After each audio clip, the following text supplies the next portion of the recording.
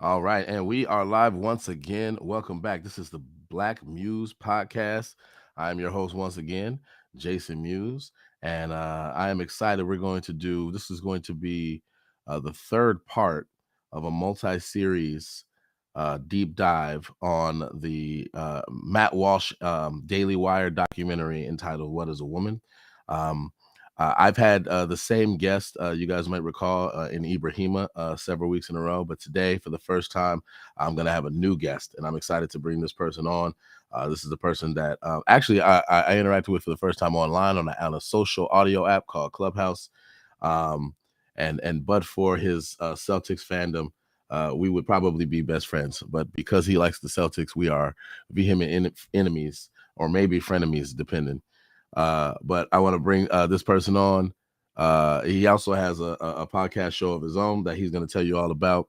So without further ado, I want to bring my special guest on by the name of Dre Mack. What is going Dre on, Mack, Jason? What's how you happening? doing? How you Hey, doing, man? don't forget, I'm a Chiefs fan too. See, So that's we see. That's why we can't be best friends. we're so close. don't forget, go You all Chiefs! you all here disrespectful as hell with that Oh, Celtics uniform. super! I did this You soon knew as you what day this was. You knew we were having this right now, and you had to throw that on. you already know. You already know. I did this all to troll. So if anybody wants to know why I have my Celtics jersey on early in the morning, it's because I'm trolling on purpose. What's up with all that stuff in the background, man? It looks dope. So, of course, you kind of mentioned I had a podcast called The Dre Max Show that lasted from 2017 to 2021. I kind of revamped, stopped doing the main social commentary, started doing comic books, reviews, comic movies, reviews. So, a lot of this is my collection. So, if you go to the Dre Max Show on YouTube, I'm talking about, comic movies and stuff like that. So, you see all this type of stuff in the background. So yeah, so this is part of my setup. So And that's one of the things that we have in common is we like, comic book stuff, what I call blurred stuff. And so that's kind of one of the things that we kind of gravitated towards in terms of mutual interest. yes, sir. And again, were it not for your curious selection of teams to be fans of, we probably would be besties. But I can't roll with you if you're a Celtics fan and a Chiefs fan. That's two strikes right there. You I go already straight to know. being out. I already know. But yeah, so the name of your show was the Dre Max Show, correct? Yeah, I mean, And are you're still doing things, but you're not doing social commentary? Is that yeah, I'm not. I'm doing more of the commentary again on the movie reviews and stuff like okay?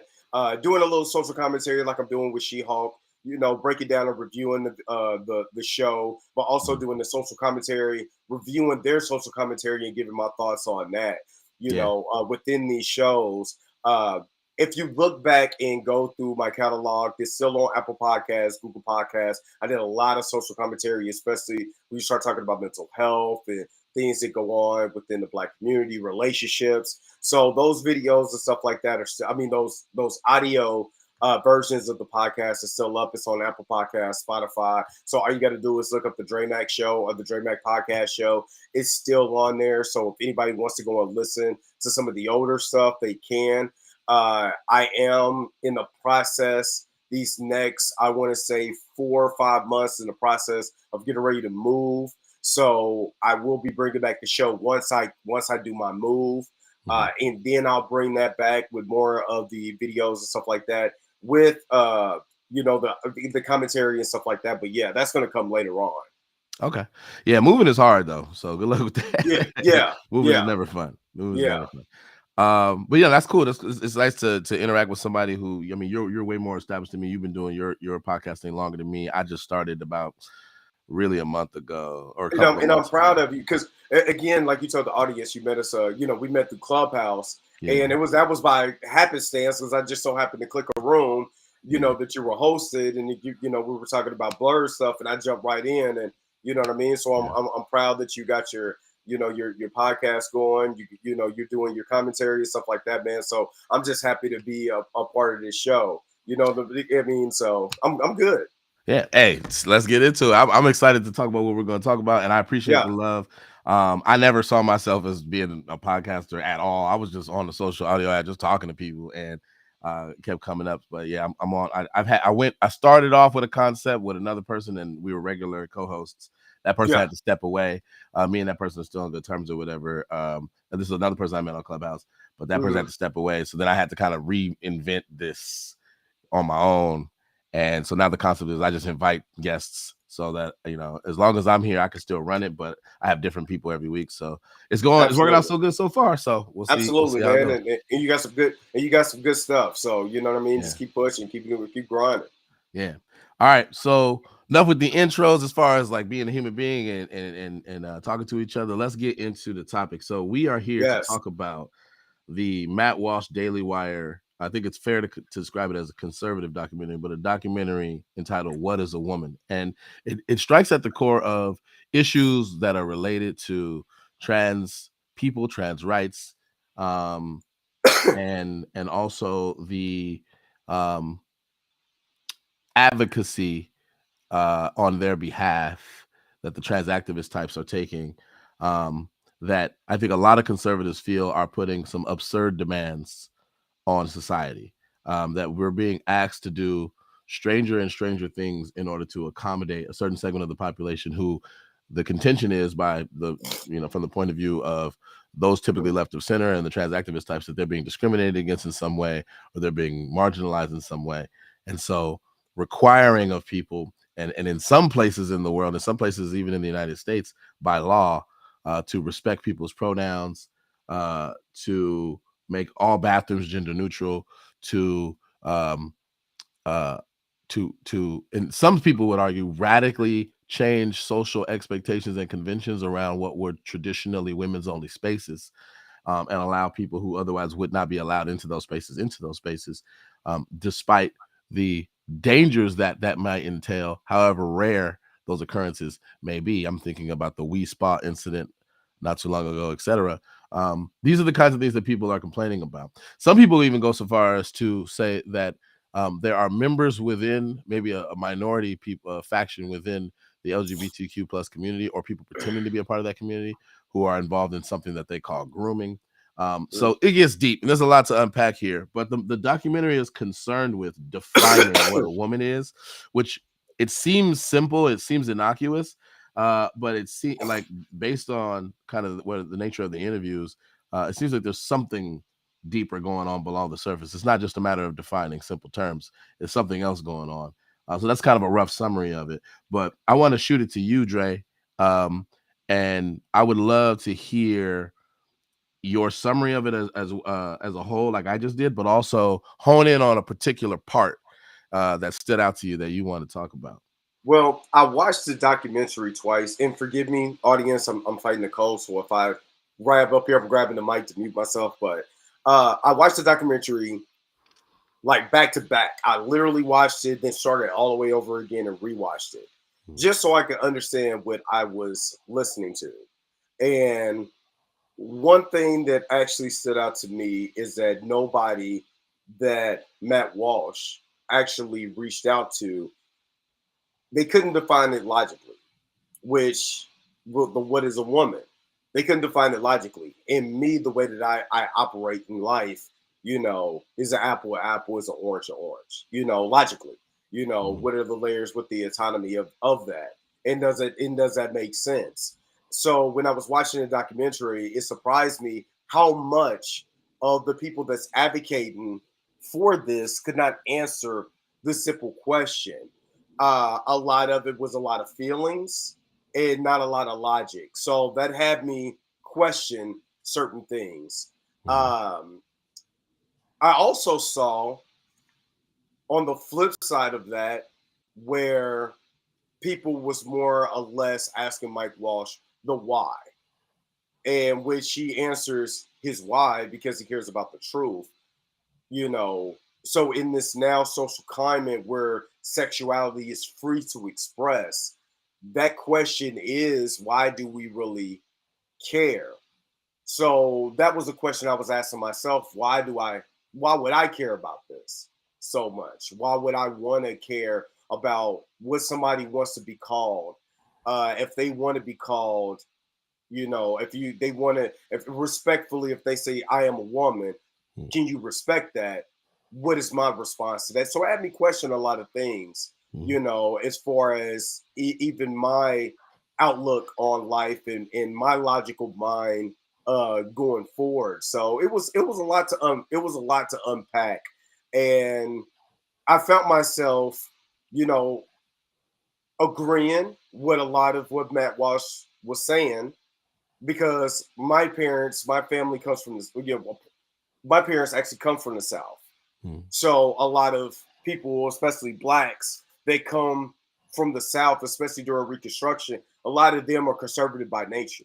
Mm. We have conservative views. You go to church, conservative values. Mhm. I also have, grown up, and I have children that's growing up in a liberal type of mindset, a liberal freedom, Mhm. where a lot of things are being challenged on the conservative side. So I understand a lot of the liberal views, because I have teenagers who are Mm. now the part of that millennials who are saying, well, dad, this is the way it is now. Can you respect this? Can you look at it that way? So it's a duality that I looked at myself and tried to find a common understanding with the documentary. Mhm. So that's interesting. There's a lot a lot of threads I can pull on. Let me hone in on one thing though. What as far as like, because I know you summarized kind of your experience watching the documentary. Is there any part of the documentary as a whole specifically that you want to hone in on that just kind of sticks out, like lingering in your mind? Like, man, when that part happened, I was like, whatever. Like, is there a specific part that sticks out? Well, when Matt went to I think it was, I can't think of the land in Africa, and he was talking to the ambassador and the chief, and that village, their Mhm. view of the world, and said, "Nah, I don't want no part of that." Mhm. That stuck out to me more than anything, Mhm. because if they think like that, who else thinks like that? Mhm. And are we now trying to force our Western ways of thinking to other people? Mhm. And is that another way of colonization? It just, that stuck out to me more than anything, because a lot of people come to America with these whole big ideas, and they see this and they're like, yo, I don't know if I want to be a part of that. And we Mhm. have to, are we respecting their values and their side along with ours? You see what I mean? So Yeah. that was a big thing for me. I'm excited that you brought that up because that's actually I've done this in two parts with another guest, and that's actually a part of the documentary we never talked about, and I've been kind of eager to talk about it because I think that there's a lot to unpack there about kind of what Matt's intentions were for choosing that location to do the interview at, and Yes. what wider implications there may be.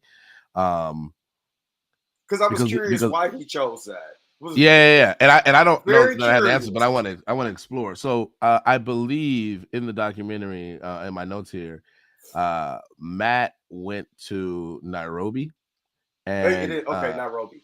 I believe he went to Nairobi, and the tribe of people was the Maasai tribe.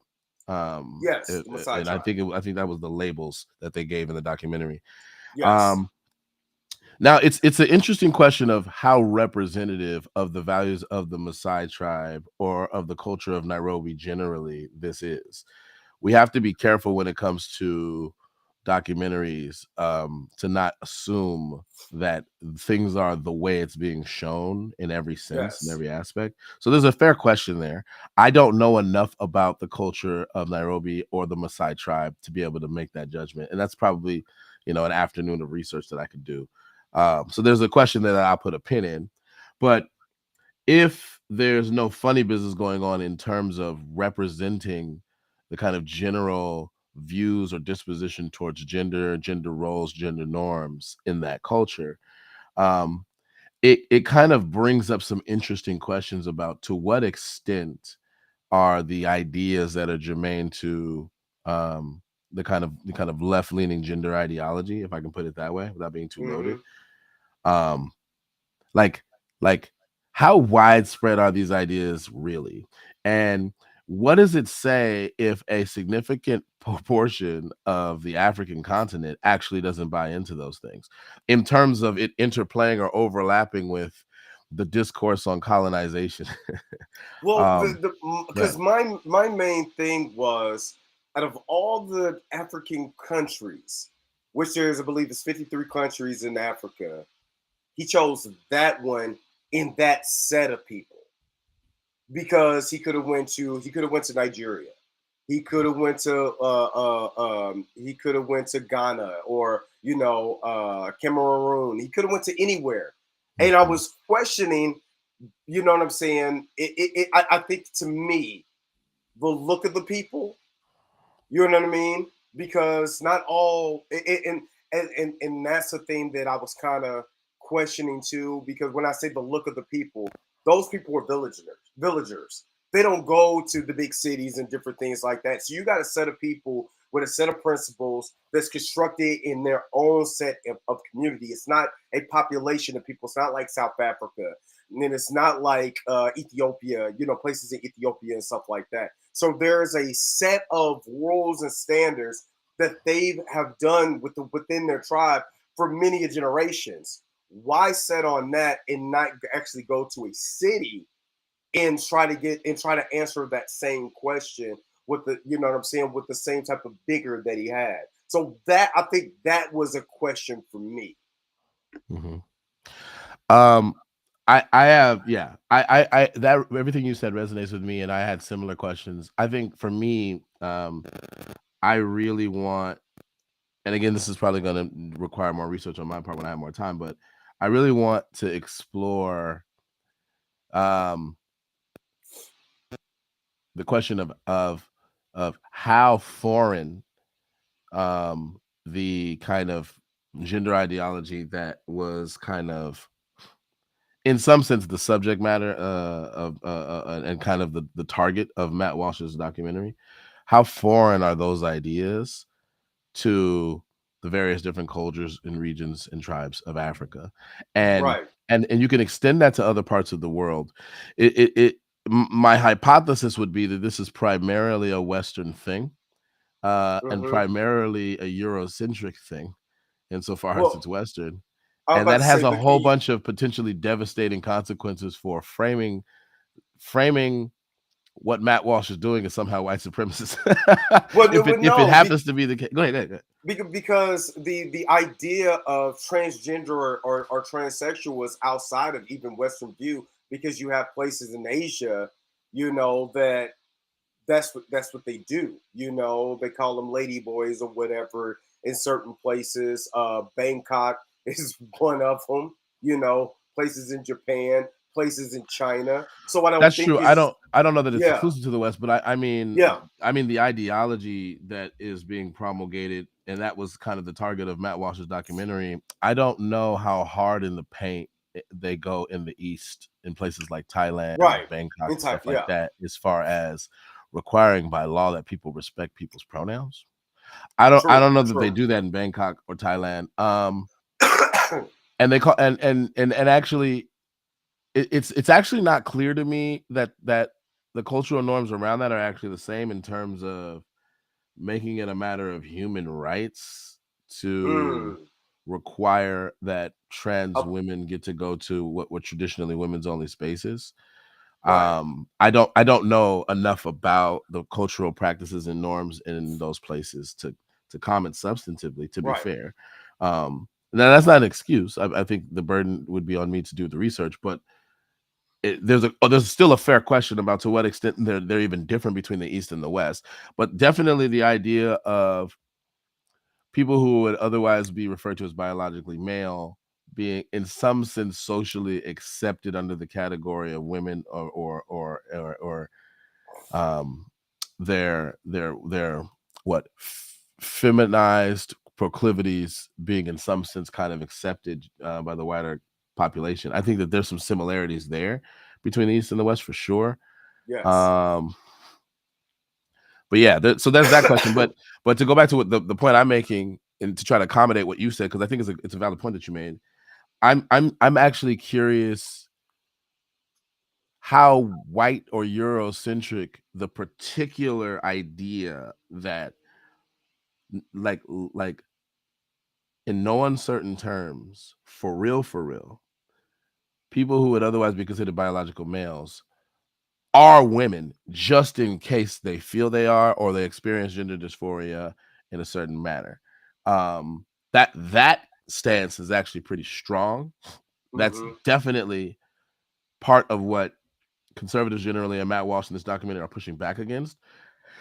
And what I'm wondering is, to what extent is that actually a very foreign concept in the continent of Africa in general? Yeah, My suspicion is that, it's broadly probably speaking, super the foreign. majority of the Yeah, cultures and countries there would not be very receptive to that idea. And if right. that's true, then I think it undermines a lot of the charges that a lot of people left of center have against Matt Walsh specifically, but also against, the no good, evil, very bad Republican conservative types generally, that Right. they're doing something like inherently white supremacist, or that some kind, or that the idea that some form of discrimination against trans people or trans ideology is inherently rooted in white supremacy, because like, if African culture doesn't like it either, Then how and can it be rooted those in what? cultural precepts predate the colonization of those places, then it's hard to blame it on the colonizer mindset. Is And my point. I can't call it white supremacy for the simple fact is that the majority of the people that's in that community are white. So I don't want to call it white supremacy now if the left are using that just like how they use the 1964 Civil Rights Bill to pass their own laws and stuff like that. Then are you also using what a lot of people of color have just fighting just for civil rights to use to push your own agenda, which Matt Walsh could have highlighted in that video? Mm-hmm. Because just think about it. And I've been talking to many people about this subject since I seen the video. I seen your guys' podcast, and I was like, I gotta see this video. What is this video? I seen Matt Walsh's video when he was on Dr. Phil, but I was like, Mm-hmm. what is this documentary? So I scorched the earth to try to find this documentary. So when I'm watching the documentary, one thing that clicked to me is that when I believe is the congressman, the Asian congressman, was he a congressman or was he a Yeah. governor or he's a congressman? Uh, Let me see. I believe he was a congressman. Yeah, he's Congressman He's Mark been Takano, yeah, and he's the first LGBT Asian person in Congress in American yes. history.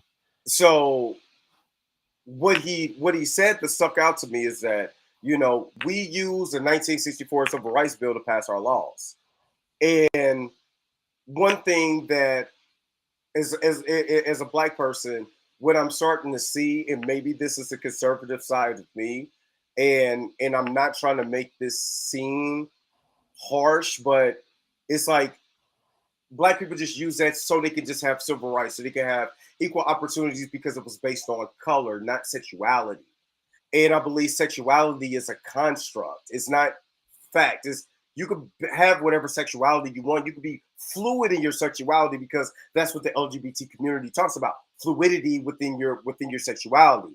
I Mhm. can't be fluid within my race, within my skin complexion, within my ancestry. So to be able to use the things that we try to have so we can just have civil liberties in this country and you're using that so you could be able to insert your own ideologies within American construct, to me is more harmful than white supremacy. Hmm. That's an interesting and controversial perspective. But It's going to not be not very controversial. yeah, but not one I haven't heard before. So okay, so now I'm gonna go into devil's advocate mode, because I do want to make sure we have a nice expansive conversation, and I want to try to give voice to the pushback that I would anticipate coming from Mhm. those left of center, those who sincerely hold these kind of gender ideology views.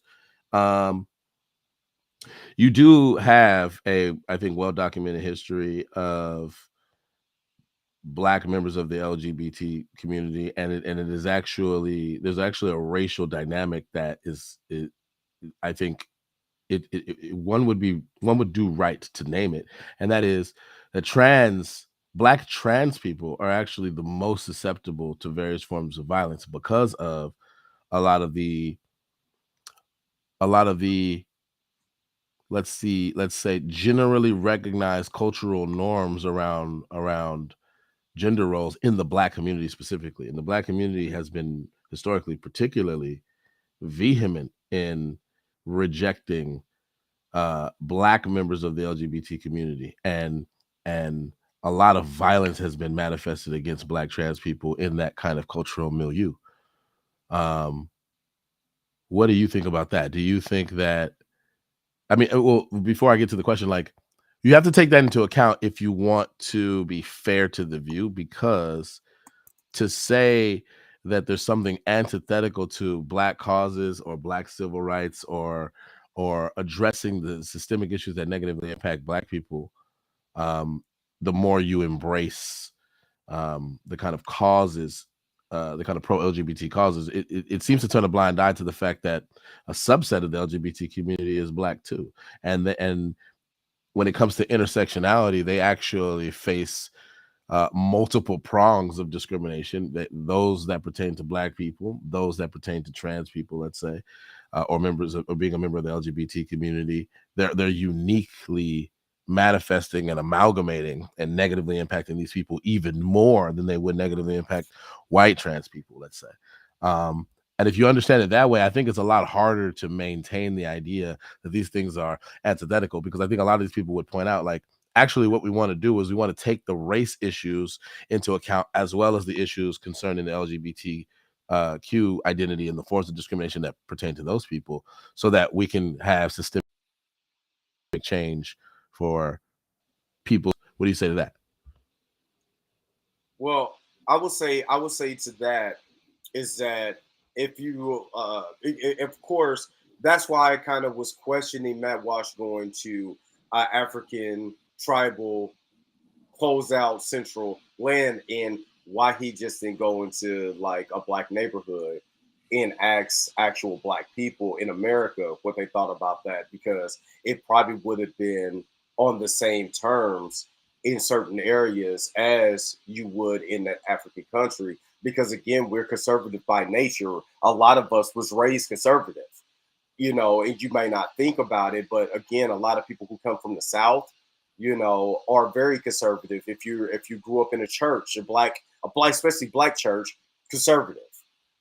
So when you're looking at, the discrimination, I'm not saying be discriminatory against someone because of sexuality. What I'm saying is using that particular bill and not formulating your own bill. When you're using that, you're saying, "Oh, I'm just going to inject myself in that one. I'm just going to inject myself in this one." Why can't you create a bill just for trans people, like the Asian hate bill? You know what I'm saying? So that Asian hate bill did not go on the back of the Civil Rights Bill of 1964. It went to their own bill. So what I'm saying is that when you Well, use, are you referring to the? I think it was the Equality Act, which was what Congressman Takano was talking about in the documentary. Is that what you're talking about? yeah, it was the Equality Act. What he's saying was it was off the back of the 1964 Civil Rights Bill. And I think with a lot of, okay, so what I'm saying is a lot of conservative Blacks, or a lot of people that it may not be conservative or liberal, because I'm independent, that's right, kind of right in that middle of saying, well, okay, why would you use, I understand using the 1964 Civil Rights Bill because there's so much that's covered within that. At the same time, there need to be particular bills just for trans people. You know what I mean? That's just for trans, LGBT, gay rights or whatever, just in that particular subset. So when a lot of people are using the talking points from 1964, a lot of Black people, especially like my grandmother who was born in Yazoo, Mississippi, who came from the South, who had to deal with discrimination, who had to deal with redlining, who had to deal with Jim Crow laws, who had to deal with a lot of discrimination that was superseded. And when I'm not saying that gay people do not go through discrimination. But when you're talking to older Black people who actually had fire hoses put onto them, they couldn't get on buses, they're not facing that type of discrimination. You're still free in this country. You're still free to express yourself. it was not like the Voting Rights Act where a lot of black people, especially black women, could not vote, and if black men did vote, especially in Mississippi, like where my people were from, you're Mm-hmm. likely to get shot. You know what I'm Mm-hmm. saying? Or hung. So I think it's the feelings of black people who actually struggled through that are feeling a little bit like, yo, you didn't have to go through all of this, but you're using our struggle for your gain. You see what I Well, mean? kind of, but I do want to give some pushback, and part of this is going to be devil's advocate, but part of this I actually agree with. To be fair, so I think that people left of center would say this, but I think they have a point, and that is, you don't think that there were gay black people that participated in the civil rights Yeah, movement? and obviously it was. All right, so Okay. I'm not gonna turn a blind eye and say that no gay people were a part of the Civil Rights Act, just like I'm not gonna say that no straight people actually supported Stonewall. You know what I'm saying? In Uh-huh. gay rights and stuff like that. Uh-huh. Especially during the AIDS epidemic, where a lot of gay people were marching for rights and anti-gay rhetoric that was going with the whole AIDS epidemic in the 1980s. That straight people came and say, "Yo, this is bigger than just. This is not a gay thing. This is a human thing." So I'm not saying that. I'm saying equating the two is the problem.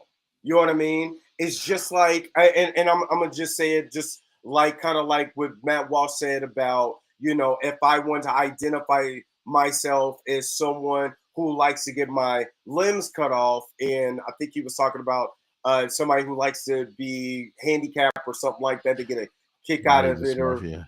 He was talking about yeah, you body know what I dysmorphia. mean. Can you equate the two?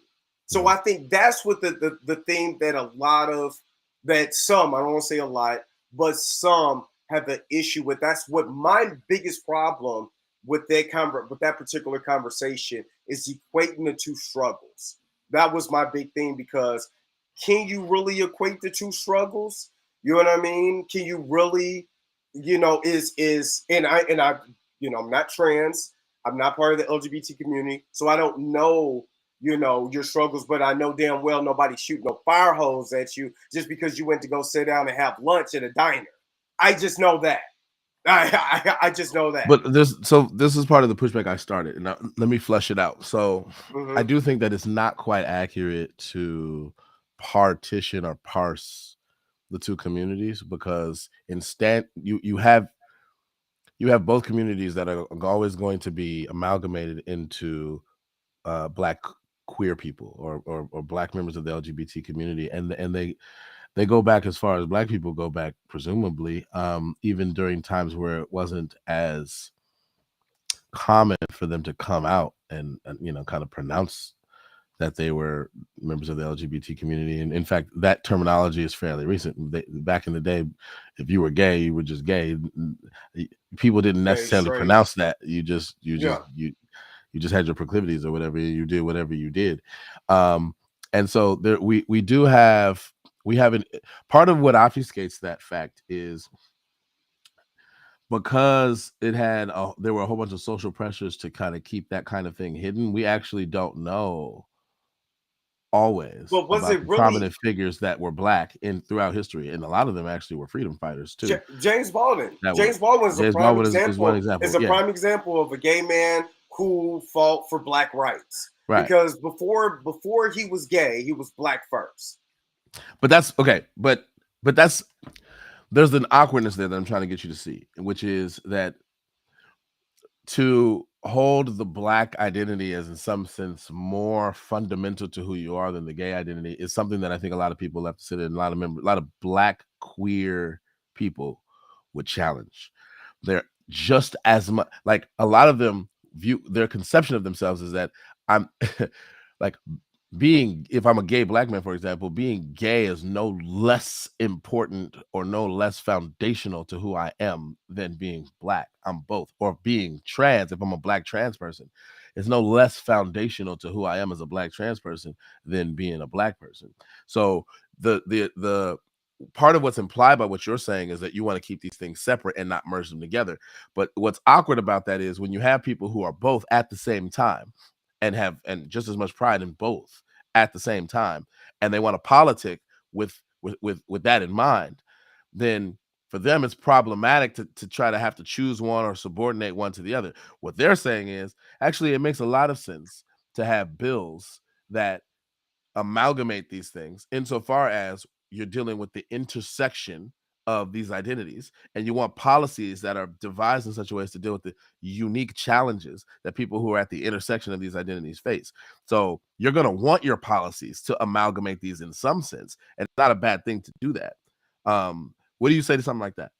Well, the first thing is that if my sexuality, because I think where a lot of people try to get into the mind frame of this is that if being gay and being proud, okay, do you have the same thing with heterosexuals? Is heterosexual so much of a thing that I'm proud and heterosexual, or that I'm proud and I'm a collector? I'm a collector of you see what I got in the back. You know what I mean? So, excuse me, people are going to look at this and be like, well, that's kind of weird. This guy is talking about all of this stuff. And I mean, all of these particular type of issues. This man got toys in the back. You know what I mean? So but is that the only thing that I am? Because the thing is that I don't present myself as like I'm this heterosexual man. Because if I did, I'll be called it'd be toxic masculinity, or it'd be all these other subculture words, because I'm so proud of me being a man and me being masculine and me being heterosexual. I will have all these subtitles that have come to me and it'd be told to me just because I'm being proud of being heterosexual. And it's a totally different thing where you're proud being gay than you're proud being heterosexual. So what equates as fairness? So I'm gonna push back again, and I'm gonna do it politely because I'm not. I mean, I do. So the last pushback I gave you, I actually genuinely believe, and I try to be clear about that, because sometimes when I play devil's advocate, I don't genuinely believe it, but I try to be clear about that. This one again, I genuinely believe, and that's this. I think what you did is roughly analogous to say, well, what if I was white and I took pride in being white, as if. And part of Something's why I think wrong it's with that. analogous is, well, part of why I think it's analogous is, in both cases, I think it turns a blind eye to the relevant history that a lot of the Black pride stuff that we see, a lot of the Black is beautiful, a lot of the Black consciousness, where we present ourselves as awesome, as intelligent, as talented, as even more talented than the white people. Like, a lot of that was a response to the various forms of diabolical treatment that people faced throughout the diaspora at the Absolutely. hands of Europeans and white people.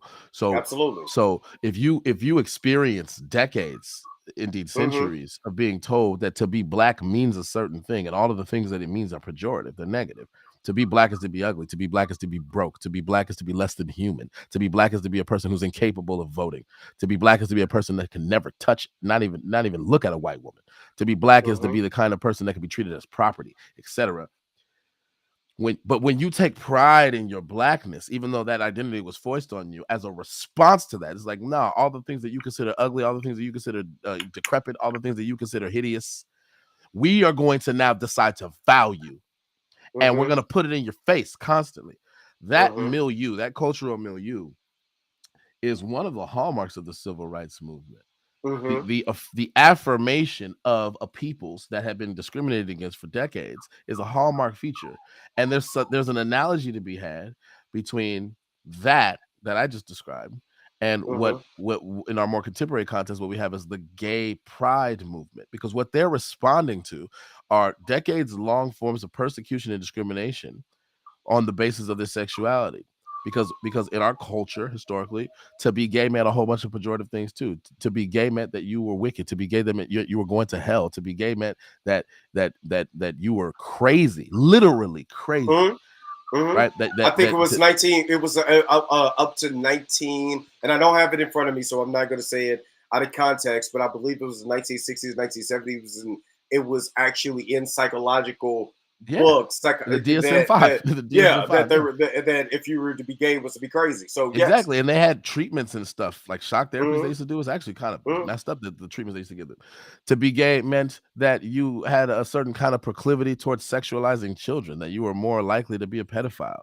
All of these things were associated negatively and wrongly, I would say, to gay people, and so now, because of these things, to be gay meant to be unholy. Now, because of those things, the gay rights movement is a response and an unlearning and a rejection, a vehement rejection of those negative pejorative associations. And when they say, no, we're going to take pride in the fact that we love who we love. We're not going to be ashamed about it anymore.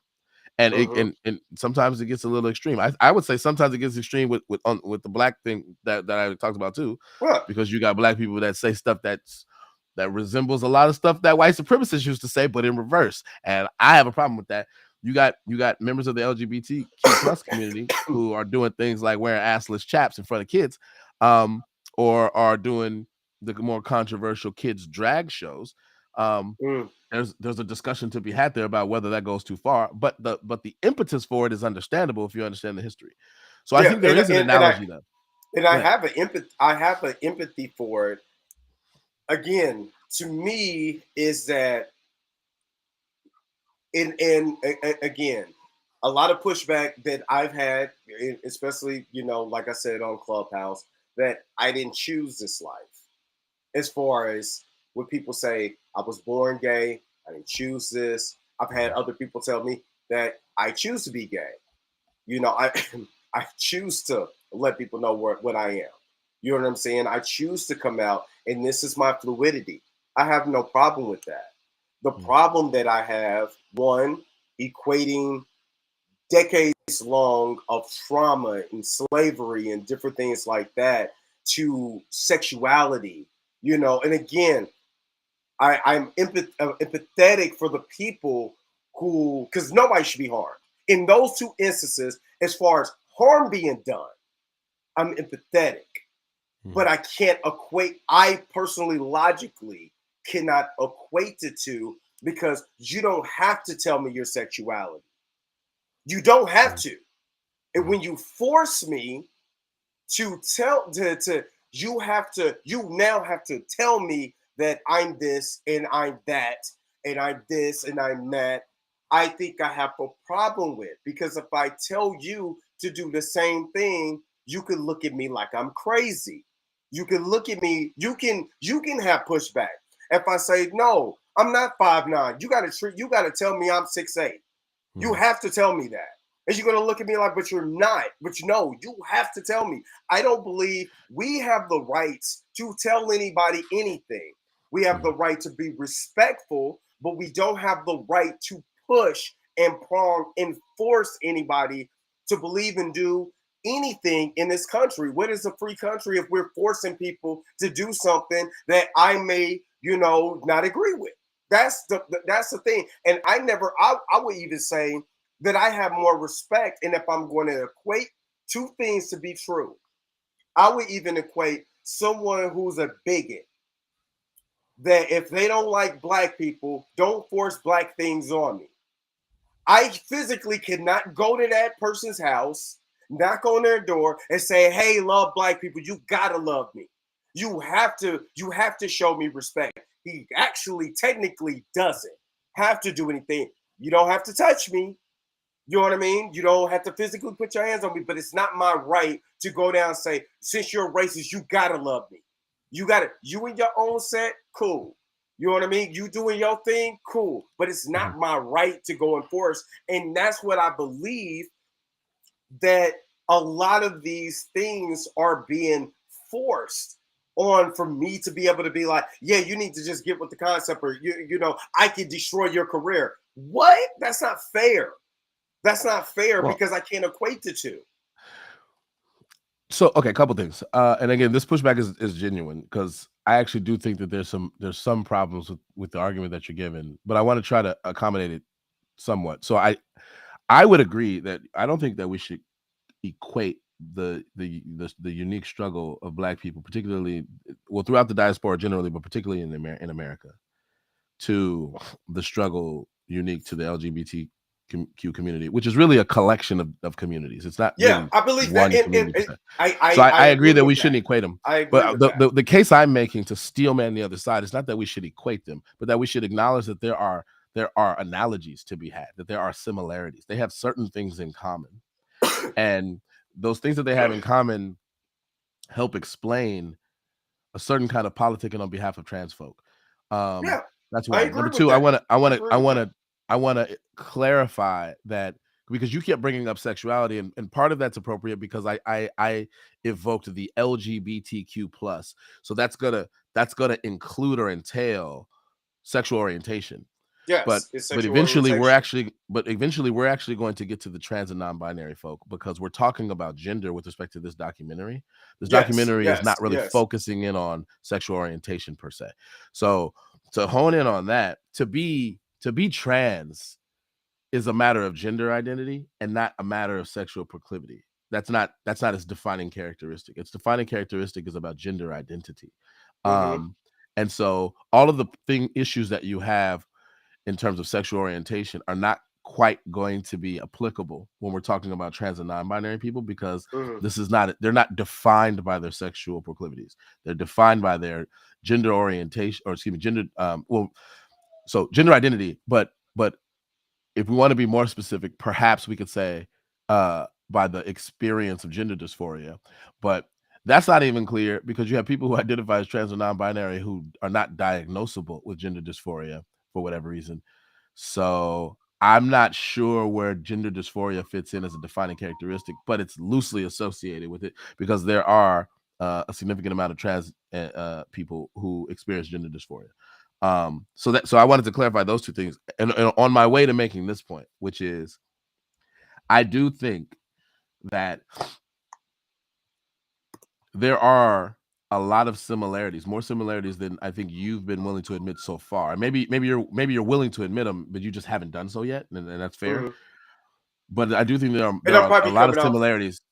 I'm probably But coming off a little unfair when I no, say no. I that. mean, we're having a conversation. We're just trying to clarify Right, things. You right. maybe if So we get more specific, you can elucidate. But just yeah, to arrive at this, let me finish the sentence. I think that there are more analogies to be had or similarities to be had between these two struggles, which are different and do have very different histories. mm-hmm, But the most important one to take into account is going back to a point I made earlier, which is the intersection between the two identities. So if you have a person who is Black and is trans, right? mm-hmm, Then they're gonna have an amalgam of the forms of persecution. And so those instances are where the similarities and analogies are the most pronounced because the person is to whatever extent that they're different, even the person is experiencing or liable to experience the forms of persecution and on both discrimination on sides. multiple Is what fronts. you're And so saying on both sides. right. We're And so being black and black and trans. right. And so then if you're going to have any kind of policy solutions to those forms of discrimination, analogous to policy solutions that we had to forms of discrimination against Black people in the context of civil rights movement, right? You're going to want those policies to take into account the intersection of how those forms of discrimination interact. And that's the critique now is that like we haven't we the civil rights movement did a lot of great things for Black people, but one of the things it didn't do is take into account the intersection of a lot of different forms of discrimination, how they uniquely manifest themselves for certain people, like Black women. So Black people generally got some benefits from the civil rights movement, and among them are Black women. But there are some unique struggles that particularly obtained to Black women that were not really talked about in the context of that movement. And now you have the Black feminist movement that has some critiques about it. Analogously, like we didn't really talk about Black gays in the context of the civil rights movement all that much. And so now you have Black gay people who are like, I got some critiques about how the civil rights movement didn't go far enough, I should say, because it didn't take into account these intersections. How do you feel about that? I mean, I'm probably gonna get in trouble when I say this. Honestly, at the end of the day, you can say Black women, Black man, Black feminist, Black trans, Black gay. Black is still the front of that. So if you're looking at a house, You're still under the black house. You're just a subculture of that gay, woman, man, whatever you identify in the subset. You're still black. So when you look at that 1964 bill, you're a black person. You're covered under that. Now you have people say, well, I didn't get this and I didn't get that. And I think that's where I think I have a lot more pushback with black. This is just my issue with some black people that's saying, well, I didn't get enough because I'm a black woman and we go through this too. Well, aren't you under black? What is, you know what I mean? Isn't that not covered under you being black and not just a woman, but you just being black in particular? Like the voting rights, like the voting rights bill. For a long time, black women couldn't vote. Then they got the right to vote. You know what I mean? So now you have the right to vote. That's still under that 1964 civil rights bill for black people was covered under that. You're still covered under the headship of that. And I believe if you're trans and if you're black and trans and you're experience any discrimination, you're still covered on that 1964 bill. You're still covered under that because you're facing discrimination not only because you're trans but you're black. So I think I have a hard time trying to figure out why do we want to put ourselves in subsets? Why aren't we? And I get it. This is what our tribes are. You know what I mean? If we're looking at tribal, you have this one country, but there's many tribes into this. And you said something about, there should be some equation into that. Well, aren't we equated under this being black? I don't understand, and a lot of times when a lot of people are saying, well, I didn't get these rights under 1964, under the 1964 Civil Rights Act. What rights didn't you get? What didn't they cover? Because it seems like everybody is pulling from that bill to get their thing pushed. So I got questions on that. I think your questions are fair. I think a lot of your questions have answers, though. To be fair, for example, the Crown Act was something that was written, I believe, in 2019, and I actually no longer know the status of that bill. I thought it was passed, but now I'm not sure if it was. But the Crown Act basically instantiates into law legal prohibitions against discriminating against certain types of hair, especially with respect to military service and any kind of federal jobs. Now, that's something I dealt with that. that impacts black women far more than it impacts men. It does impact black men because our hair textures are similar. I dealt with that. I worked at. I mean, you see my aesthetic. I gotta. Yeah, it's hard to get certain jobs looking like this. Yeah, I got a sales job where they made me cut my hair after, and then fired me after they made me cut my hair, and then they turned around and fired me anyway. Right, but do you think that statistically that's more likely to happen to a black woman or black women or black men? That issue. I because I don't have any type of statistics or anything in front excuse me in front of me to be able to equate that. But I believe we just seen a little boy who got cotton put in his hair.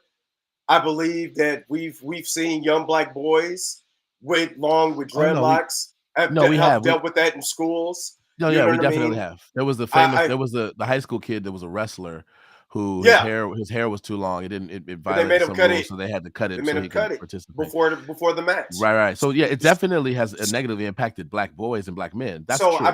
What I was asking is, who do you think is more likely statistically? I'm asking you to give me a guess. I mean, is it going to be black men that are negatively impacted by those kind of prohibitions against certain types of hair, or black women? What I believe is going to be black women because they outnumber us. That's just what it is. That's probably partially why, but also because there's a very unique kind of importance that is placed on female appearance and the way that female hair looks in our culture. And so black women are disproportionately negatively impacted by things like that. And that's not covered by the 1964 Voting Rights Act or the 1965, I believe, Civil Rights Act, and 1967. One of them 67, one of them 65. 64. I always 65. I always get them mixed up. So I apologize if I misremembered what they were. But those things clearly aren't covered in those things in any of those forms of legislation. Hold on one second. I'm gonna edit this in post, but I gotta charge. I gotta make sure my computer doesn't die. Hold on one second. Got you. It's about to die. Shayla, you can let the dog out. Hold on one second.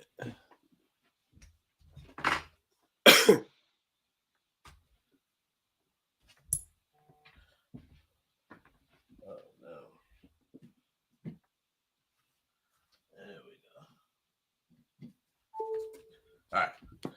Hold on, my bad. The whole time I thought my computer was charging and it wasn't. All right. And we're back. All right. But so I was trying to give you an illustrative example of, and I think I can give you several more if I really tried, but of where there's certain things that uniquely implicate Black women that don't negatively impact Black men as much. Another issue would be the issue of sexual assault, right?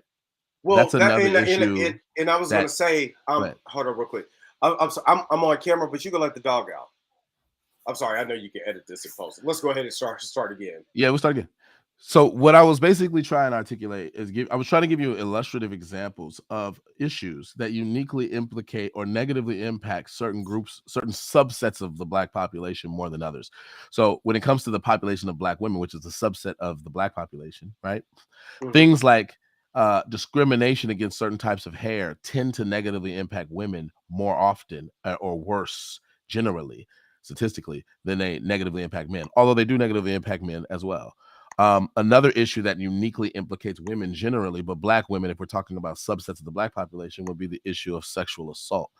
Black women are more prone and experience forms of sexual violence at way higher rates, and it's not even close, than Black men do. Although Black men are sexually assaulted too and do experience sexual violence too, right?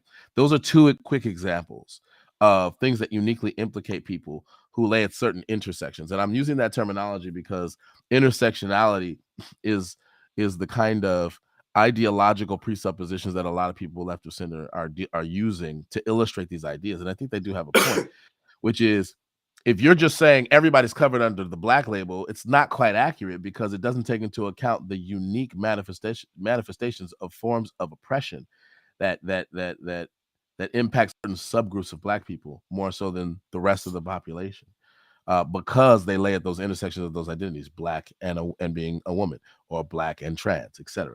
What do you say to that? Well, when you use the analogy of sexual assault, I believe I did a podcast last year when we were talking about it was called about hidden truths, where we were talking about assault, especially when it comes to Black men, and a lot more times Black men have been sexually assaulted at a higher rate, but has gone undocumented. Especially if we look at young Black boys who was assaulted within their younger period of times, but it wasn't accounted for, or it wasn't the police wasn't involved. Or you start talking about the prison rate of young Black men who are sexually assaulted. They're not covered under any law because of their incarceration.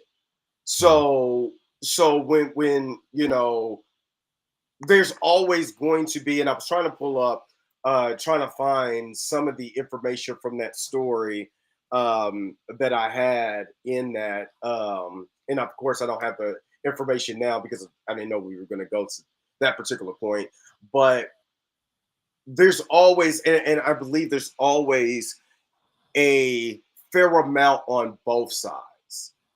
Just one is not documented as much as the other. Now, when it comes to hair, and you start looking at the corporate set, you know, women have a tendency to be able to change their hair, to go get wigs and stuff like that to put it on, where in the fact that a man cannot. So you come in with dreads, they want you to cut your hair. You don't have to cut your hair. You can't put on a wig and go to work. Where in the fact the Black woman could, to hide her hair. Should she have to hide her hair? No. Just like I'm saying, that anybody who's, non-binary or trans in this particular area, should they have to hide who they are? No, I'm not saying hide who you are. What I'm saying is that is I'm trying to put it in a context where it makes sense. What I'm saying is that when you look at these all of this, there's still we're still getting a fair amount of, even though you might not see it, maybe it might not as documented as much.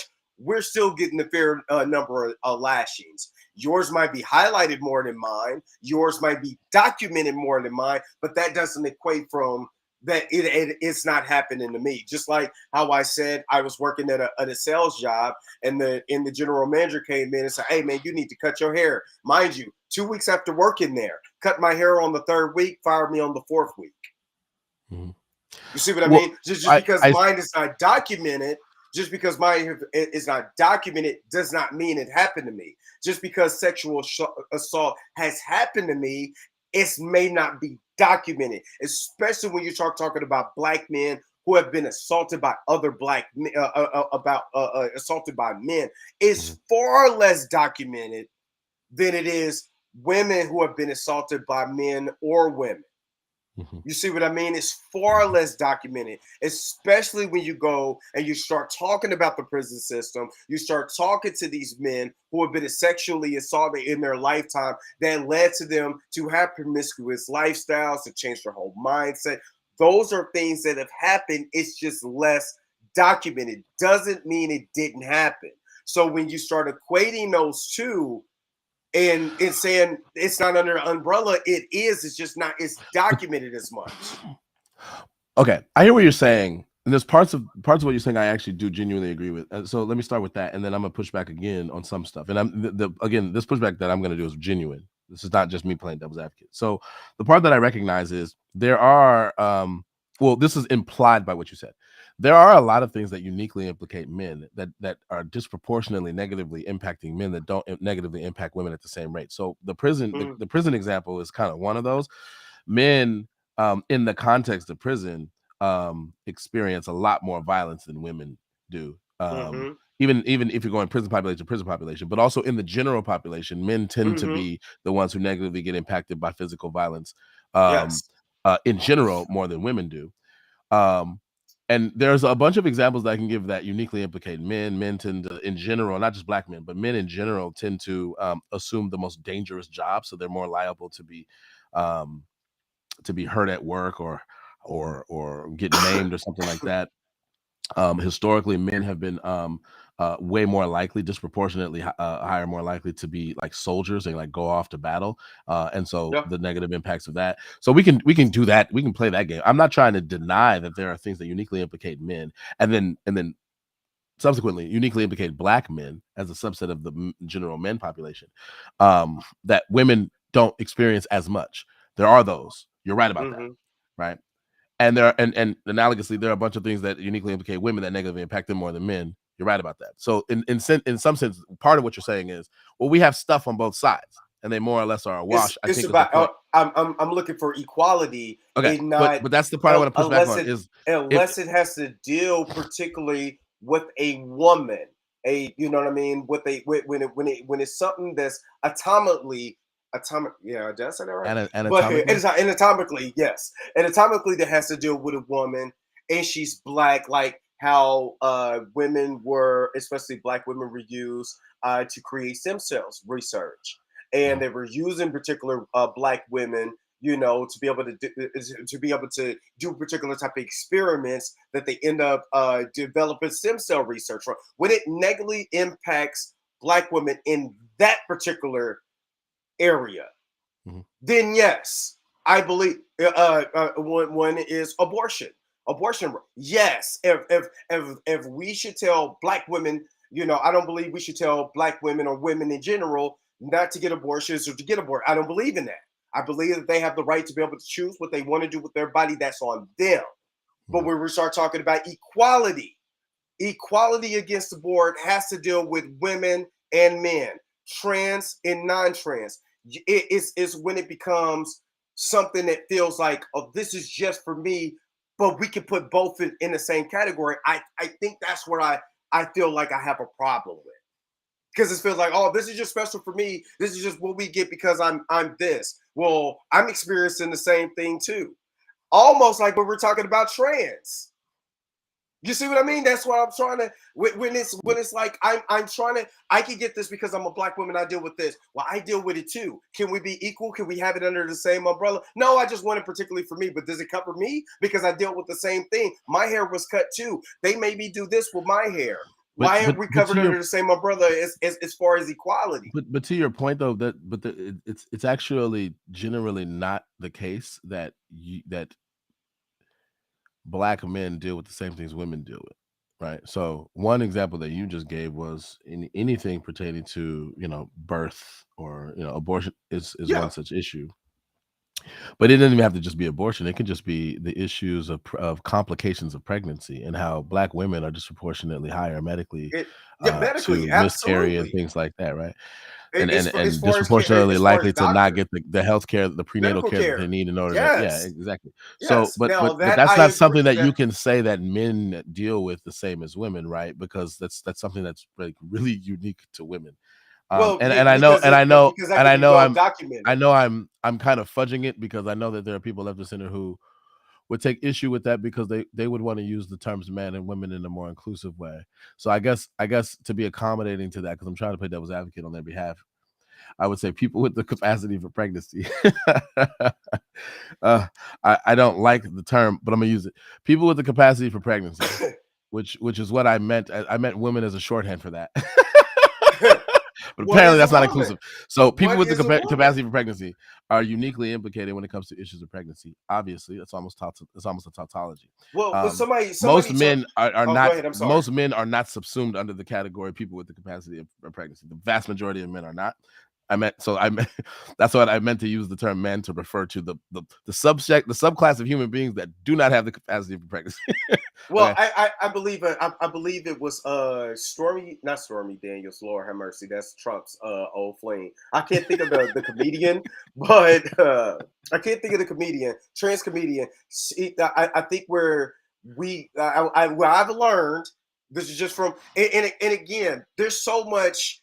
Well, this person said this, but this person said that.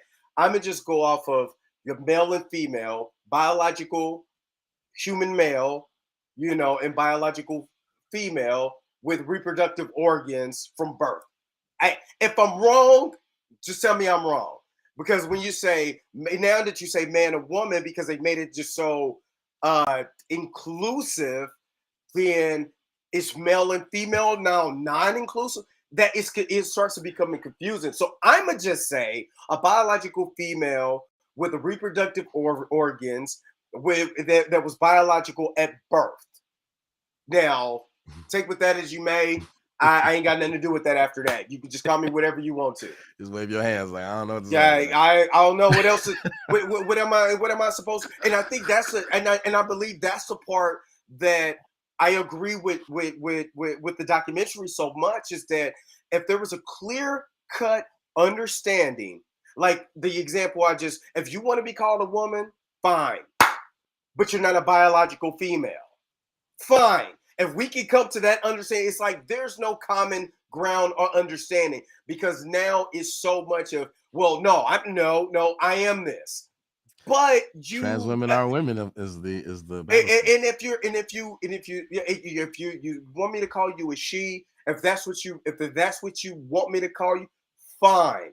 But are you a biological female with reproductive organs? No. And I'm gonna give you this example because I had this on Clubhouse. Someone told me on Clubhouse that if I was out here dating someone and a trans woman came to approach me, that she doesn't have the right to disclose her sexuality She's not or required to disclose. required to give me that information, even though she does not know what type of female that I deal with. See, in that is the issue because I'm like, what if I don't like non-biological parts or That biological makes that parts? makes you transphobic, apparently. So my pushback You're a on bigot. that was, You're a bigot, Dre. well, I guess I am, because my pushback I'm is messing that with you. how is that fair if you non-disclose that information to me, and say for instance I was to do that, you get to a sexual sensation and you want to have sex, and then there you go, you have this, shouldn't that information be disclosed? And it was like, no. I was like, that's not fair. So what does it mean to be a woman? What does it mean to be fair? That's the problem that I have. It has to be, for me to walk down the street, a duck has to be a duck. It has to be something that's logical in my brain for me to be able to process. That's why I agree with the majority of the documentary. You know what I mean? It walks Because like a it's duck and just talks like a duck. it's just, well, my Well, my I whole actually okay. Now I want to play devil's advocate, and now I'm playing devil's advocate. I actually don't genuinely, sincerely hold this view, but I actually this to me is now entertaining. So, and I'm not really trolling per se. I actually genuinely want your answer. you trolling because I got on my Celtic stuff. So let's No, go. Let's I'm, go. I'm really, Let's do it. no, Let's do it. I'm actually not trolling, but it's gonna come off like a troll because I am going to take delight in how awkward you answer. I anticipate you're gonna be awkward with your answer. But I genuinely want to know your answer. Um, so if you were to see a person who, as far as you're concerned, appears to be A as woman. womanly as the womanliest woman possible. Yeah. Mm-hmm. They've gotten all of the relevant surgeries. The surgeries are immaculate. Mm-hmm. Unless you're trained to, you really can't tell the Mm-hmm. difference in terms of functional equivalence of the relevant parts of the anatomy. Everything is, for all intents and purposes, the same Mm-hmm. with respect to the things that people do behind closed doors. Mm-hmm. And this person doesn't disclose the relevant history, and you Mm-hmm. are none the wiser, and you really, really like this person, and you Mm-hmm. vibe, and you're cool, and y'all got a relationship going on. I'm in love. Just put it Yeah. like that. I'm LL Cool J. What's an interesting question is, like, what exactly at that point, other than the reproductive question, what exactly is the issue if you were to come to find out after the fact what they didn't disclose up front? They're a Like, liar. what is I'm well, telling you, if they they omitted it, lie. is that Oh, lying? yes. Explain. For the simple fact is that when it comes, like, if I was Like, a serial, if I was if involved I with was a somebody serial, and I didn't tell them that I used to be in the army, yeah, you I still, didn't deny that I was in the army. I just didn't tell them that, and then they found out later. Am I a liar? yes, Why? because in relationships you're supposed to intel information that is going to be important later on. So if I withhold a kid from someone, and I've been dating this person, they in love with me, and then now I had a kid, and I pop up and here's a kid, they're gonna be like, why you just didn't tell me? Why couldn't you just be upfront and honest? Have me make a decision. And I believe that that's the problem. You're not giving me the right to make a decision. And I believe that we all should have a right to make a decision if you want to deal with me or not. If you're so proud in what you believe in, well, give me the fact, give me the decency, give me the respect to tell me so I can be able to make a decision. Hell, I might be down with it if you tell me and give me my own area to be able to make the decision. I wouldn't even be mad at you. But if There's a you lot take of that, things but if that you we take, don't. There's a lot of but aspects of ourselves that we don't tell other people, even in intimate relationships.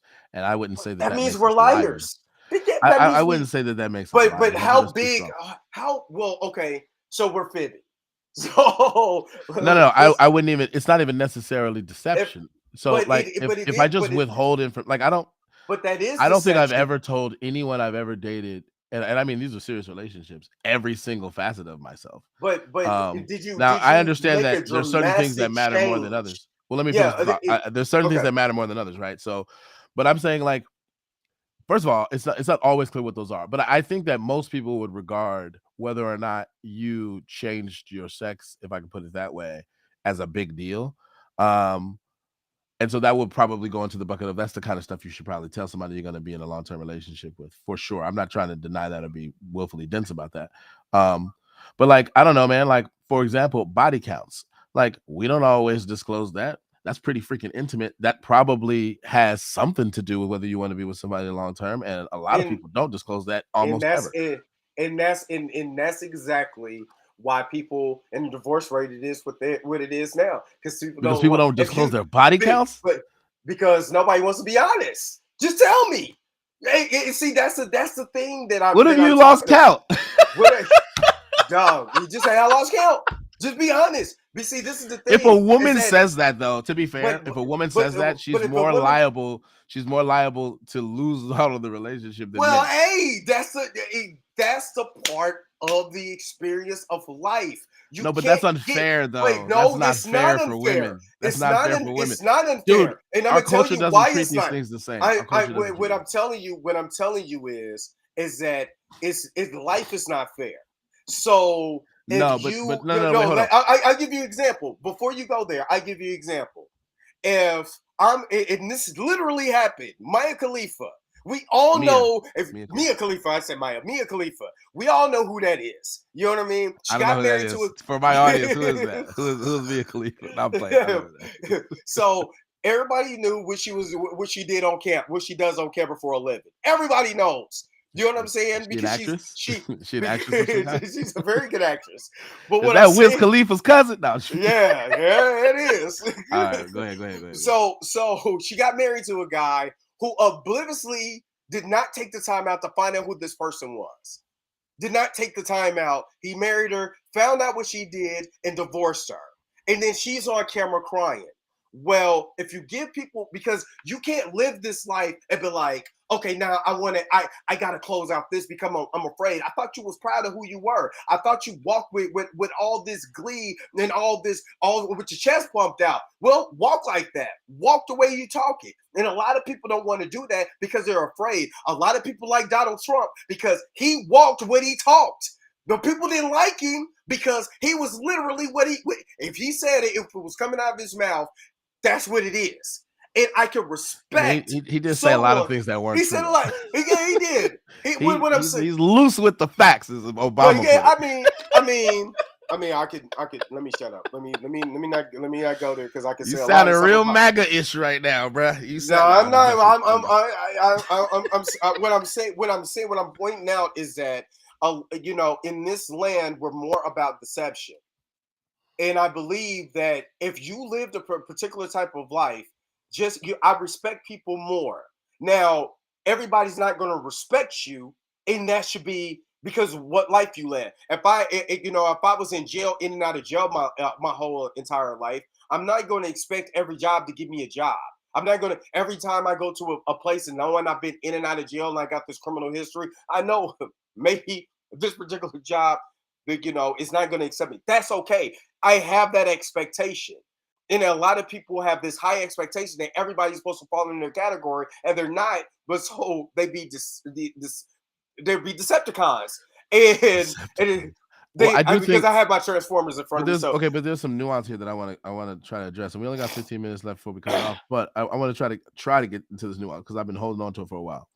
So the nuance is basically this: there are a lot of social implications to disclosing certain aspects of ourselves that a lot of us are keenly aware of, and it's not obvious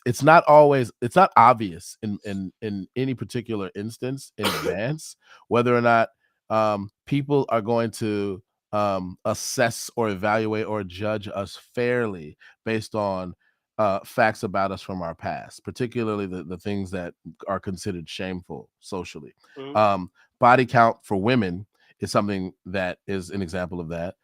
Whether or not you've had you've had a gender affirming surgery, if I can put it that way, is another one. Even if you talk about disclosing your criminal record, right? Like it's not obvious that the person that you're dating and you really like and really want to be with, whether or not they're going to assess that or evaluate that fairly, or whether they're going to write you off. What is And it? so But there's a is it? lot of Is it? pressure. There's a lot of pressure about the decision to disclose that is revolved around that, as But opposed if to they trying to, as opposed to trying to deceive anyone. A lot of people who are operating in good faith, what they're trying to do is not necessarily deceive anyone. What they're trying to do is ensure that they don't unfairly get a negative consequence by a person who's not willing to evaluate exactly what the past was, the extent to which those old ways are not the ways of the person now, etc. And if you really, really, the decision is high stakes in the context of intimate relationships, because if you really, really like a person, like if you have reason to suspect that that person is not going to be cool with whatever your hidden history is, or the facet of yourself that you haven't revealed yet is, that's a lot of pressure, bro. Like that's a lot of pressure. Whether it's the fact It's a that you had part, a kid in a past life, the fact, all of that stuff. but Now it's a I part of understand. I life, understand. though. Wait, but I want to give credence to some of the stuff that you're saying that resonates with me, which is this: a lot of people deal with that high stakes situation by lying, by being deceitful, by acting as if the opposite is true. So they will act like they don't have a kid. They will act like they never did have a criminal history. They'll hide that stuff. They'll obfuscate that stuff, etc. And I think that there is an element of deception to that, insofar as they are acting as if, or leading the person to believe that the opposite is true. That's So deception. so now can we equate that to a person who's acting and moving in a way of a woman that biologically or anatomically, did I say it A- right there now?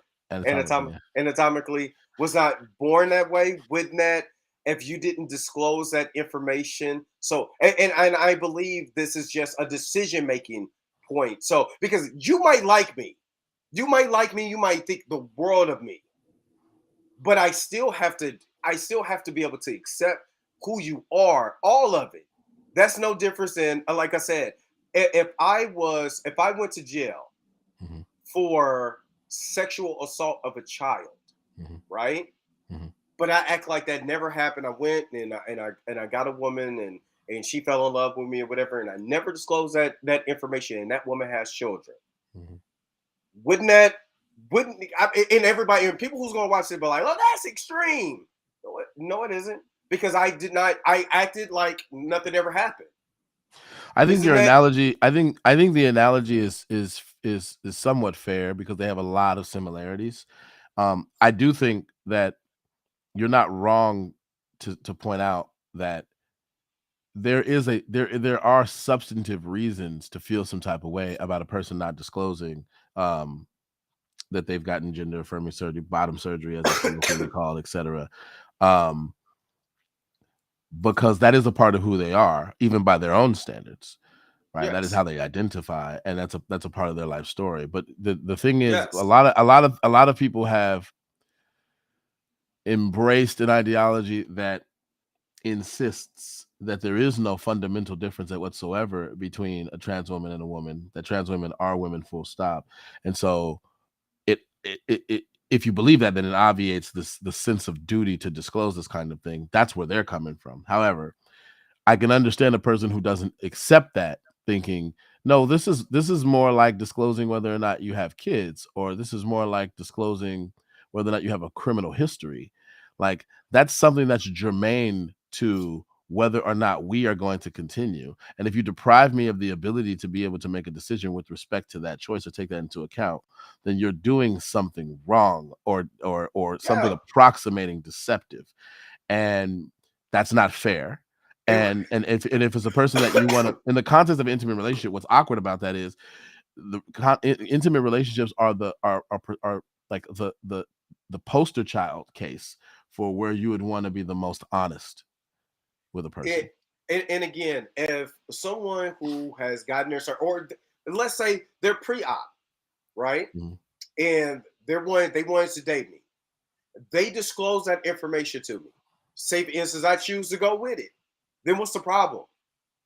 If I choose not to go with it, what's the problem? I think what it Well, is. so one issue is that, on the whole, statistically, trans people are not very likely to they're not as likely to find partners that are going to accept that facet of them. And so their dating pool, that impacts Oh, their dating oh, prospects oh, pick uniquely, me, pick me, in a pick way me. that doesn't impact other people's dating prospects. You know And what? so it makes it tougher for them, disproportionately tougher for them, I think. Yo, I mean, a man with multiple kids, multiple baby mamas had to go through the same situation. Is A your dating similar pool? a similar situation, not quite the If same, you, but a similar what I'm situation. saying I actually is think that if you're, statistically, people are way more likely to accept the fact that you have had kids in a prior relationship than the fact that you changed your sex, bro. I let's believe not equate those. Those ain't the same. what I'm saying is that this is just to me. If I know what the game is, I have to play the game by its rules. So I know that this is my life. I know it's not going to be hard. I mean, it's not going to be easy. I can't make everybody win. And I think everybody wins. It's bull crap. It's bull crap. Everybody doesn't win. Sometimes you got to take But those L's. I'm trying to get I you to believe. I'm trying to get you to understand. And I see that in the realistic side of me says, nah, man, everybody got to take an L. You know, if you take an Yeah, L with but me, it's you not. might not. Oh, no, wait a minute. But So it's not. if you It's take, but the dynamics are not the same. So here's what I'm trying to point out. Like I'm gonna make an analogy. It's gonna be a questionable one, but I'm gonna use sports. Okay. okay, So in both football and basketball. Okay. So in the can we use the NFL, Celtics as an in the example? NFL, no, in the NFL, Jeez. the fullback position is all but like But lost in gone. the NFL, right? So we're gone. There's not much of a demand in the current NFL for fullbacks, Right. right?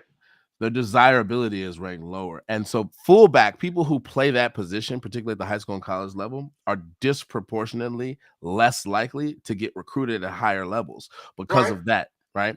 In basketball, the traditional center position, right, Mm-hmm. where you just stand under the basket with your back to the basket and dunk all day like Shaq used to do, right? Yep. It's That gone. is all, but yeah, like we It's like gone. It's with the gone. era of positionless basketball, we want Yeah. centers It's that can gone. stretch five, right? We want Right. to stretch fives. So the traditional center, the Andre Drummonds, are dinosaurs. Mm-hmm. Their Big player. desirability pool is much lower because of those trends. So we have trends in society that pertain not to sports but to dating. And So the trans and do you die? non-binary people, hold So on. do you The die trans, or I'm almost done, adapt? almost done. The trans and non-binary people, right, who disclose that relevant history, okay, once they make that the case, they face a certain kind of lack of desirability that is disproportionately negatively affecting them in the context of dating by comparison to the other people that you compare them to. The dudes that have kids, the dudes that are the people that have criminal records, things like that. I'm sure if we did some statistical analyses, we can maybe fine tune our comparisons to see where they stack up. But what I think you're doing is I think you're assuming something that may not be true, which is that they're more or less equal. And I don't think that that's the case. My hypothesis would be that that in the vast majority of places in the country, particularly a trans woman who is seeking to date a man, a biological man, and discloses that, they're going to be discriminated against more so than the man that has children is discriminated against in terms of women suiting them, and probably even the broke man, probably even Seem like they the get man with a women all the criminal time. record. The man with a criminal Jesus. record. Like I'm just saying, like it's more that's way more taboo than those things. At least that would be my hypothesis. Now, I would have to find data to back that up, to be fair, and I don't have that data right now on hand. So right now, it's just conjecture with no Yeah. real support. But I'm saying you got to be careful because at least you should acknowledge that that's possible. And if that's true, then you can't just equate them and be like, no, it's all the same. No. It is the same because you're talking about dating. So do you die or adapt? When you're talking about dating, do you die or adapt? Because a man, say for instance, a man is not physically good looking. His dating pool is going to be shrunken a lot more. So he has to find his particular lane. A man with a lot of money can't go and try to get an Instagram model because the two lanes don't equate.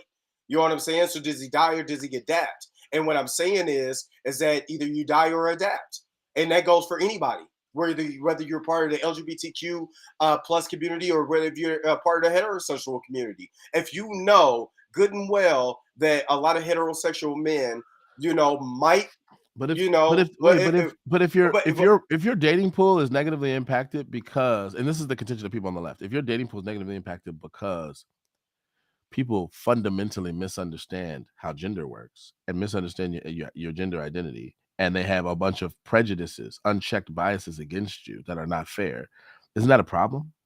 once you convince me what happened to the art of communication and communicate with me why those prejudices should be broken down instead of you just looking to date and non-disclose. Why don't you talk to me? And I think that's the problem, is that we don't have enough education as far as people coming out and say, this is me, this is who I am, this is what I'm doing. And I think that That's that is that's the exactly what problem. trans activism is aiming to do. Is exactly what you're saying. Well, Is educate people, raise awareness. and what I'm saying is that when you start talking about dating, like I made the example about what with the trans with the trans girl, I believe, we was on Clubhouse and we had that conversation. Hmm. I said, well, it's just like with anything, if you talk, and I understand the fear of talking to someone and saying, this is the things that have been on in my life, like drugs or anything. Everybody has a fear. It has a bias. It has a thought that if I tell somebody I smoke crack and I'm trying to go date, they're gonna have so many prejudiced thoughts in their mind because of the way that it's presenting of someone who is was on drugs and has dealt with the fact of drugs. And I'm not trying to put trans people in crack. It's the same thing. Don't say I'm saying that. What I'm saying is I'm equating biases. Is all I'm doing is equating biases. So I don't sound funny. But I do think that what's awkward about that comparison, to be fair, is I think that people would have more of a substantive reason that's not rooted merely in ignorance or prejudice to discriminate, quote unquote, against a person who's addicted to crack or who smokes crack regularly, as opposed to discriminating against a trans person, because the trans I would person is not a crack smoker. There's substantive no, I'm not. differences that make No, well, I there's know. I'm substantive not trying. differences. That's what I said. I know you're not I'm trying equating to them, but explain. all I'm trying to point out is that there's substantive differences between them that actually make discriminating against one more reasonable than discriminating against the other. And I think that the main contention that a lot of trans and non-binary and trans activist types have is that the discrimination is rooted in a kind of ignorance about how gender works, and their contention is that trans women are women anyway. Like that, like you're So you're basically trying getting to. a So hang you're up gonna over make. biology. So you're gonna. So you're gonna force me to like you, no matter if you disclose any information to me or not. Just No, like no, no. if I. I don't think that a No, person who no. has that view would say that. I think that what they're saying is it shouldn't matter because But I it's not. believe It's it. not. But It's I not a. believe it. But I believe it. This is the reason why I believe it should. Because all of us have a past. All of us has things that we need to talk about. And one thing, there's four types of intimacies, right? In relationship. And this is for heterosexual, gay, doesn't matter. There's four types of intimacies, and this is on my TikTok too. If you go to the Dre Mac Show on TikTok, I break down the four types of intimacies. And emotional intimacy is one of those. Is one of those things. Emotional intimacy is one of the things that we fairly rarely do that actually brings the tide of a relationship together and makes it stronger. The reason why emotional intimacy is so important because you start talking about the deep, and this is part of goodhealth.com or goodhealth.org. It's goodtherapist.org. I'm sorry. So what it does is when you talk about emotional intimacy, what it does, it breaks down the barriers of prejudice and biases and stuff, because now we're talking on an emotional level where I have a lot more empathy because we're now sharing things that deep down inside we would not be able to conduct or be able to talk about within a group of people. So if I'm dating, and that's what I'm saying, is that if I'm dating someone and they disclose, hey, I'm gonna be honest with you, this is my past, and they broke down in that emotional, we're sharing emotional intimacy. I am now more likely to empathize with them because now they're sharing that emotional intimacy with me. So now I could be able to have a general understanding and I could be able to go forward with the relationship if I choose to. The problem is that if you do not disclose that information, it's almost like you held me hostage to the fact where I could have been doing what I want to do, and you decided, no, I'm gonna keep this from me and just find out at a later time or never tell you what at all. And I don't think that that's fair. Okay. Well, I don't know that we're gonna settle this here and now, always and forever. But one thing I've been trying to fit in for a while that I got to get to real quick, and I'll probably end up editing this in post as well. I did want to make sure that we had a source. So this is going to be congress.gov, and this is what's called the Equality Act that you made reference to, and this was made reference to in the documentary. So here's a summary, I should say, of what the bill does. It says this bill prohibits discrimination based on sex, sexual orientation, and gender identity in areas including public accommodations and facilities, education, federal funding, employment, housing, credit, and the jury system. Specifically, the bill defines and includes sex, sexual orientation, and gender identity among the prohibited categories of discrimination or segregation. So that's kind of what the bill does. Further note, the bill that expands the definition of public accommodation to include places or establishments that provide 1, exhibitions, recreation, exercise, amusement, gatherings, or displays; 2, goods, services, or programs; and 3, transportation services. The bill allows the Department of Justice to intervene in equal protection action in federal court on account of sexual orientation or gender identity. The bill prohibits an individual from being denied access to shared facility, including a restroom, a locker room, dressing room, that is in accordance with the individual's gender identity. So this is what the Equality Act is. This is something that was being advocated for by Congressman Takano in the documentary. And it said it passed in the House. Did it pass through Congress? In 2021. Yeah, I seen it said pass through the House. Did it pass through the Senate? Yeah, no, it did not pass in the Senate. Did not pass in the Senate. Yeah, not that I know of. If it did, I'd be surprised. But they've been trying to pass it. It hasn't passed. I don't think it has a chance of passing in the Senate, to be honest. But they want to get it passed, especially with the Democrats currently controlling both houses of Congress. But yeah, I wanted to get that in there because it was. So I'm literally going to edit it and post and put it in the appropriate part because you had mentioned it earlier. And you don't necessarily have to respond to it unless you want to. And if you do, I want to give you space opportunity, but we do got to go soon. So what I want you to do is respond to that if you want. But the question I want to ask you is, what do you think are some key takeaways, maybe 1 or 2 key takeaways from the documentary that you're going to go with moving forward? Okay, so one of the excuse me. Sorry. One of the key takeaways that I wanted to take away from that documentary is, for one, is the logical explanation of what is a woman. If it is a logical explanation of what a woman is, and what I mean is a complete definition. That's it. Just a complete definition, not a roundabout definition, just a complete definition, then I'm cool with that. Just like when someone said a woman can include trans and this and the other, but if you said female, then I understand. That makes more sense to me than just say I'm a woman and you just have to call me that. You know what I mean? So that was one of the key things. I believe if you're going to be loud and proud, and I want you to be, I want the LGBT community to thrive like anybody else. I just want you to be just honest with your ideology, and push that. And if you're going to push that ideology, just, to me, it has to be a way where it's understandable and not forced.